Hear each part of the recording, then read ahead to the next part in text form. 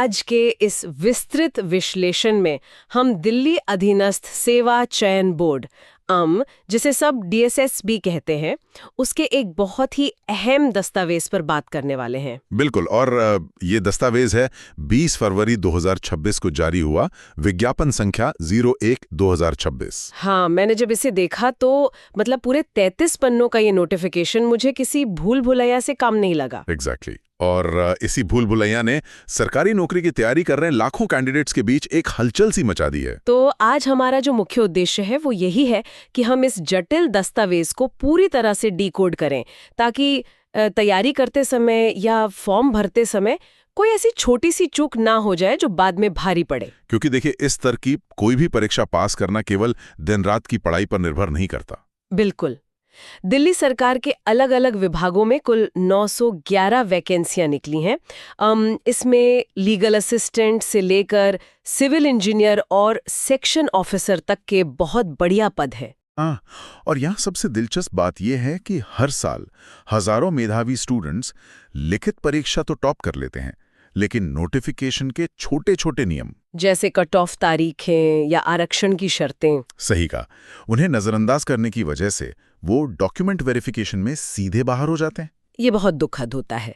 तो चलिए सबसे पहले इस दस्तावेज के सबसे संवेदनशील हिस्से से शुरुआत करते हैं, तारीखों का खेल। हाँ, ये समझना सबसे जरूरी है। विज्ञापन के हिसाब से जो आवेदन प्रक्रिया है वो 24 फरवरी 2026 को दोपहर 12 बजे से शुरू होगी और फॉर्म जमा करने की लास्ट डेट है 25 मार्च 2026 रात 11:59। देखने में तो ये सिर्फ एक महीने की विंडो लगती है, लेकिन ये जो 25 मार्च 2026 की तारीख है ना, ये केवल सर्वर बंद होने का समय नहीं है। तो फिर ये क्या है? इसके पीछे एक बहुत बड़ा तकनीकी नियम छिपा है, जिसे क्रूशल डेट कहा जाता है। क्रूशल डेट यानी निर्णायक तारीख। बिल्कुल। इस क्रूशल डेट की अवधारणा पूरी चयन प्रक्रिया की रीढ़ है। इसका सीधा सा मतलब यह है कि किसी भी उम्मीदवार की उम्र, उसकी शैक्षिक योग्यता, अनुभव या फिर कास्ट सर्टिफिकेट, वो सब इसी 25 मार्च 2026 के आधार पर मान्य होंगे। एकदम सही। उदाहरण के लिए मान लीजिए किसी पद के लिए अधिकतम आयु सीमा 30 वर्ष है, तो बोर्ड ये जांचेगा कि 25 मार्च 2026 को उस कैंडिडेट की उम्र 30 वर्ष से एक दिन भी ज्यादा ना हो। और यही चीज एजुकेशनल क्वालिफिकेशन पर भी लागू होती है, राइट? जी। अगर कोई स्टूडेंट अपने ग्रेजुएशन के फाइनल ईयर में है और उसका रिजल्ट मान लीजिए 26 मार्च को आता है, तो वो प्रत्यक्ष रूप से अयोग्य माना जाएगा। मतलब हर एक डिग्री, हर एक एक्सपीरियंस सर्टिफिकेट 25 मार्च तक आपके हाथ में होना ही चाहिए। हाँ, डीएसएसएस भी इस मामले में 0 टॉलरेंस रखता है। ये नए कैंडिडेट्स के लिए बहुत बड़ी चेतावनी है। अब आवेदन के तरीके पर आते हैं। फॉर्म केवल डीएसएसएसबी के OARS पोर्टल यानी dssonline.nic.in पर ही भरे जाएंगे। कोई कागजी फॉर्म या कुरियर बिल्कुल एक्सेप्ट नहीं होगा। बिल्कुल नहीं। और फीस की बात करें तो ये मात्र 100 रुपए रखी गई है, जो कि बाकी एग्जाम्स के मुकाबले काफी सुलभ है। और इसमें भी एक अच्छी बात है। हाँ, सभी महिला उम्मीदवारों, SC, ST, दिव्यांगजनों और एक्स सर्विसमैन के लिए ये फॉर्म एकदम मुफ्त है। और जो 100 रुपए देने भी हैं वो सिर्फ SBI ई-पे गेटवे के जरिए देने होंगे। लेकिन यहाँ एक बहुत बड़ी खतरे की घंटी भी है, जिसके बारे में मैं बताना चाहूंगा। कौन सी खतरे की घंटी? नोटिफिकेशन बहुत कड़े शब्दों में चेतावनी देता है कि एक व्यक्ति को जीवन में केवल एक ही बार OARS पोर्टल पर रजिस्ट्रेशन करना है। ये वन टाइम रजिस्ट्रेशन यानी OTR प्रणाली है। मतलब अगर किसी से स्पेलिंग मिस्टेक हो गई और उसने सोचा कि दूसरी आईडी बना लूं, तो सिस्टम उसकी उम्मीदवारी सीधे हमेशा के लिए रद्द कर देगा। कोई दूसरी आईडी नहीं चलेगी। बाप रे। और फॉर्म सबमिट होने के बाद क्या कोई करेक्शन विंडो मिलेगी? बिल्कुल नहीं। एक बार फॉर्म फाइनल सबमिट हो गया तो नाम, जन्मतिथि या कैटेगरी बदलने का कोई भी विकल्प भविष्य में नहीं मिलेगा। तो फॉर्म में भरी गई एक-एक जानकारी पत्थर की लकीर बन जाती है। सबमिट बटन दबाने से पहले 3 बार चेक करना तो बनता है। एग्जैक्टली। चलिए अब इस PDF के मुख्य आकर्षण पर आते हैं, रिक्तियों का महासागर और उनकी जटिल योग्यताएं। टोटल 911 पद हैं। सबसे पहले लीगल असिस्टेंट पोस्ट कोड 812-6 की बात करते हैं। जी। इसके कुल 10 पद हैं। हाँ, जो DPUCC, DUSIB, लॉ विभाग और DTC में निकले हैं। लॉ की डिग्री तो चाहिए ही, और ये पे लेवल 6 और 7 की नौकरी है। यहाँ लीगल असिस्टेंट के इन पदों में अनुभव की शर्त सबसे बड़ी छांटनी करेगी। वो कैसे? क्योंकि अलग अलग विभागों ने अलग अलग अनुभव मांगा है। जैसे लॉ विभाग में जाने के लिए लीगल प्रैक्टिशनर के रूप में कम से कम 2 साल का अनुभव चाहिए। अच्छा, और डीटीसी के लिए? अब डीटीसी के लिए 1 साल का अनुभव और बार काउंसिल में रजिस्ट्रेशन होना अनिवार्य है। मतलब लॉ की डिग्री होने के बावजूद आप हर विभाग के लिए योग्य नहीं हैं। फॉर्म भरते समय डिपार्टमेंट की प्राथमिकताएं बहुत ध्यान से चुननी होंगी। अब इंजीनियरिंग वालों की बात कर लेते हैं। Assistant engineer civil, post code 80226 के 33 पद हैं। इसके लिए सिविल इंजीनियरिंग में डिग्री चाहिए और ये पे लेवल 7 का पद है। लेकिन जो असली बम्पर भर्ती है वो junior engineer civil, post code 80326 में है। टोटल 281 पद, जो मेनली एनडीएमसी और दिल्ली जल बोर्ड में है। यहाँ जूनियर इंजीनियर की योग्यताएं काफी रणनीतिक हैं। बोर्ड ने एक स्पष्ट और कंडीशन दी है। हाँ, मैंने पढ़ा वो। पहला विकल्प तो सीधा है कि अगर आपके पास सिविल इंजीनियरिंग में बीटेक या बीई है तो किसी अनुभव की जरूरत नहीं है। बिल्कुल, वो सीधे एग्जाम दे सकते हैं। लेकिन दूसरा विकल्प कहता है कि अगर डिग्री नहीं है और आपने 3 साल का डिप्लोमा किया है, और हर साल कई डिप्लोमा धारक बिना अनुभव के फॉर्म भर देते हैं, एग्जाम पास भी कर लेते हैं, लेकिन लास्ट में अयोग्य हो जाते हैं। ये बहुत भारी गलती है। अच्छा, अब आते हैं उस पोस्ट पर जिसने सबका ध्यान खींचा है, ग्रेड 2 या असिस्टेंट सेक्शन ऑफिसर, जिसे एएसओ कहते हैं। Post code 80426। इसका नंबर बहुत बड़ा है। हाँ, 587 पदों की विशाल रिक्ति। और मजे की बात यह है कि इसके लिए किसी भी स्ट्रीम में सिर्फ ग्रेजुएशन चाहिए, कोई टेक्निकल डिग्री नहीं। और ये भी पे लेवल 7 के अंदर आता है। आयु सीमा की बात करें तो ज्यादातर पदों के लिए मैक्सिमम एज 30 साल है। कुछ मामलों में जैसे एनडीएमसी जेई के लिए 32 है और डीटीसी लीगल असिस्टेंट के लिए 18 से 35 है। एएसओ के इन 587 पदों को देखें तो ये सच में एक सुनहरा मौका है।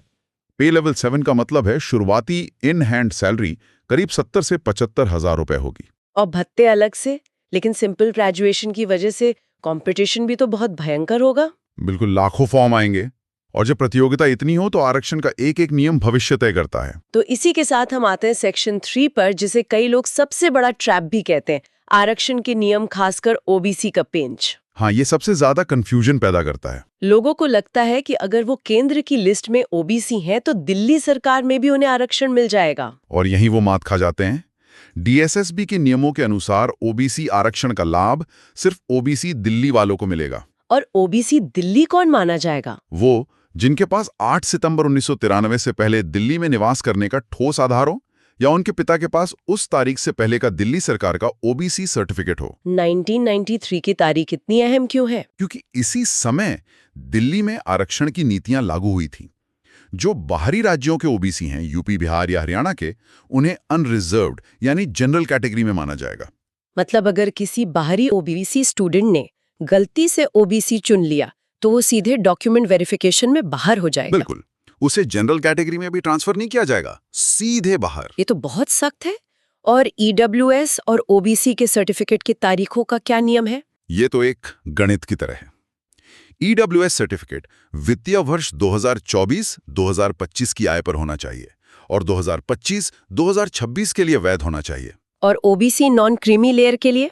वो 1 अप्रैल 2025 के बाद और 25 मार्च 2026 से पहले का बना होना चाहिए। एक दिन भी आगे पीछे हुआ तो रिजेक्शन पक्का। एज रिलैक्सेशन की बात करें तो SC/ST को 5 साल, ओबीसी दिल्ली वालों को 3 साल और दिव्यांगजनों को 10 साल की छूट दी गई है। और अगर कोई दिव्यांगजन SC या ST भी है तो दोनों छूट मिलाकर 15 साल तक का रिलैक्सेशन मिल सकता है। विभागीय कर्मचारियों और एक्स सर्विसमैन के लिए भी अलग से नियम है। चलिए, अब मान लेते हैं फॉर्म सही भर दिया, सारे डॉक्यूमेंट रेडी हैं। अब बात करते हैं परीक्षा के युद्ध क्षेत्र की, यानी एग्जाम पैटर्न और हमारी रणनीति। हाँ, सेक्शन 4 में इसे 2 तरह से बांटा गया है, 1 टियर और 2 टियर परीक्षा। जो तकनीकी पद हैं जैसे AE और JE, उनके लिए 1 टियर एग्जाम होगा। ये एक ही दिन में 3 घंटे का पेपर होगा जो कुल 300 मार्क्स का है। इसमें सेक्शन A 100 मार्क्स का है, जिसमें सामान्य ज्ञान, रीजनिंग, मैथ, हिंदी और अंग्रेजी के 20-20 सवाल होंगे। और सेक्शन बी जो 200 मार्क्स का भारी हिस्सा है वो पूरी तरह डोमेन नॉलेज यानी इंजीनियरिंग के विषय पर होगा। मतलब 1 टियर परीक्षा ये देखती है कि एक इंजीनियर में सामान्य समझ के साथ साथ तकनीकी पकड़ कितनी है। बिल्कुल। और दूसरी तरफ है वो पैटर्न जिसमें सबसे ज्यादा भीड़ होगी, 2 टियर परीक्षा जो लीगल असिस्टेंट और एएसओ के लिए है। एएसओ के लिए टियर 1 200 मार्क्स का होगा, जिसमें वही 5 बुनियादी विषय होंगे 40-40 मार्क्स के। लेकिन यहाँ एक कैच है, टियर 1 केवल क्वालिफाइंग है। हाँ, इसके मार्क्स फाइनल मेरिट में नहीं जुड़ेंगे। ये सिर्फ भीड़ छाटने के लिए है। असली मेरिट टियर 2 से बनेगी। और एएसओ का टियर 2 बहुत ही चुनौतीपूर्ण है। 3 घंटे का पेपर होगा जिसमें 200 मार्क्स के बहुविकल्पीय प्रश्न होंगे, जिसमें कंप्यूटर प्रोफिशिएंसी भी शामिल है। जी। आज के डिजिटल युग में सेक्शन ऑफिसर को कंप्यूटर आना ही चाहिए। और इसके तुरंत बाद जो होगा वो बहुत इंटरेस्टिंग है। 100 मार्क्स का एक डिस्क्रिप्टिव पेपर होगा, जिसमें 50 मार्क्स का निबंध, 25 मार्क्स का लेटर और 25 मार्क्स की प्रेसिज राइटिंग होगी। और सबसे बड़ा झटका ये है कि ये पूरा डिस्क्रिप्टिव पेपर केवल और केवल अंग्रेजी भाषा में होगा। हिंदी का कोई ऑप्शन ही नहीं है। इसका सीधा मतलब है कि एएसओ बनने के लिए आपकी अंग्रेजी की पकड़ और व्याकरण बहुत मजबूत होनी चाहिए। प्रेसिज राइटिंग में एक बड़े पैराग्राफ को 1/3 शब्दों में समेटना होता है, जो एक प्रशासक के फाइल पढ़ने की क्षमता को टेस्ट करता है। अब आते हैं उस चीज पर जो एग्जाम हॉल में पसीने छुड़ा देती है, नेगेटिव मार्किंग। हाँ, ये तो है। आमतौर पर हर गलत जवाब पर 0.25 मार्क्स कटते हैं। यहाँ भी 1 मार्क वाले सवाल के लिए यही है। लेकिन जो सेक्शन बी के तकनीकी सवाल हैं, जो 2 मार्क्स के होते हैं, वहां क्या होता है? वहाँ गलती करने पर सीधे 0.50 मार्क्स काटे जाएंगे, आधा नंबर सीधा कम। मतलब तुक्केबाजी की कोई गुंजाइश नहीं है। ज्ञान के विस्तार से ज्यादा सटीकता की जरूरत है। अगर आप किसी जवाब को लेकर श्योर नहीं हैं तो उसे छोड़ देना ही बेहतर है। इसके साथ ही मिनिमम पासिंग मार्क्स भी तय हैं। जनरल और ईडब्ल्यूएस को 40%, ओबीसी दिल्ली को 35% और एससी/एसटी को 30% लाने ही होंगे। अगर इतने मार्क्स नहीं आए तो चाहे सीटें खाली रह जाएं, कैंडिडेट फेल ही माना जाएगा। बोर्ड क्वालिटी से कोई समझौता नहीं करेगा। अब कल्पना करते हैं कोई सेंटर पर पहुंच गया, लेकिन सेक्शन 5 में ड्रेस कोड और अनुशासन को लेकर कुछ हैरान करने वाले नियम हैं। हाँ, ड्रेस कोड बहुत सख्त है। मोटे अक्षरों में लिखा है कि केवल आधी बाह के और हल्के रंग के कपड़े ही पहनने हैं। फुल स्लीव्स बिल्कुल मना है। बड़े बटन या बैज भी नहीं लगा सकते। इसके पीछे का कारण नकल माफिया है, जो बड़े बटनों और भारी कपड़ों में ब्लूटूथ और स्पाई कैमरे छिपा लेते हैं। और जूतों को लेकर भी तो नियम है। सेंटर के अंदर जूते पहनकर जाना पूरी तरह प्रतिबंधित है। केवल चप्पल या कम हील वाले सैंडल की अनुमति है। कैलकुलेटर, डिजिटल घड़ी, मेटालिक आइटम सब मना है। एक तरह से बिल्कुल सादे लिबास में दिमाग और पेन लेकर जाना है। अच्छा, वो फोटोग्राफ वाला नियम भी बहुत सख्त है ना? हाँ, फॉर्म भरते समय जो सफेद बैकग्राउंड वाली रंगीन फोटो अपलोड की है, बिल्कुल उसी की एक अच्छी क्वालिटी प्रिंटेड कॉपी साथ ले जानी होगी। अगर फोटो अलग हुई या थोड़ी भी अलग लगी तो पहचान छिपाने की शक में एग्जाम हॉल में घुसने ही नहीं दिया जाएगा। ये तो किसी मिलिट्री डिसिप्लिन जैसा है। आज के विश्लेषण से साफ है कि ये 012026 नोटिफिकेशन सिर्फ एक पर्चा नहीं बल्कि एक पूरा सिस्टम है। बिल्कुल। पे लेवल 7 की नौकरी है, लेकिन वहां तक का रास्ता बहुत संकरा है। सही बात है। फॉर्म में 1 टाइम रजिस्ट्रेशन से लेकर क्रूशियल डेट, 0.50 की नेगेटिव मार्किंग और फिर ये ड्रेस कोड, हर नियम का अक्षरशः पालन करना होगा। ये चयन प्रक्रिया एक बारीक छन्नी की तरह काम करती है। ये सिर्फ विषय का ज्ञान नहीं है, बल्कि तनाव में निर्देशों को समझने और पालन करने की क्षमता भी परखती है। और यहीं पर आज की चर्चा को खत्म करते हुए मेरे मन में एक सवाल आता है। क्या सवाल? आज के दौर में जब कॉर्पोरेट सेक्टर सॉफ्ट स्किल्स और एआई इंटरव्यू पर फोकस कर रहा है, तब हमारे सरकारी बोर्ड आज भी इतने भारी भरकम कागजी नियमों और कपड़ों तक को कंट्रोल करने वाली प्रणाली पर टिके हैं। ये एक बहुत बड़ा विरोधाभास है। क्या ये कठोर व्यवस्था वाकई बेहतरीन प्रशासक चुन रही है या सिर्फ उन लोगों को फिल्टर कर रही है जो जटिल आदेशों के आगे बिना सवाल किए सिर झुका लेते हैं? ये सोचने वाली बात है। क्या हम इनोवेटर्स चुन रहे हैं या सिर्फ बेहतरीन रूल फॉलोवर्स? बिल्कुल। तो अगली बार जब कोई ऐसा नोटिफिकेशन आए तो उसे सिर्फ तारीखों का पुलिंदा ना समझें, उसे अपनी परीक्षा का पहला पेपर मानकर पढ़ें। आज के इस गहन विश्लेषण में बस इतना ही। सीखते रहिए और नियमों के प्रति सतर्क रहिए। अपनी रणनीतियों को धार देते रहिए। धन्यवाद।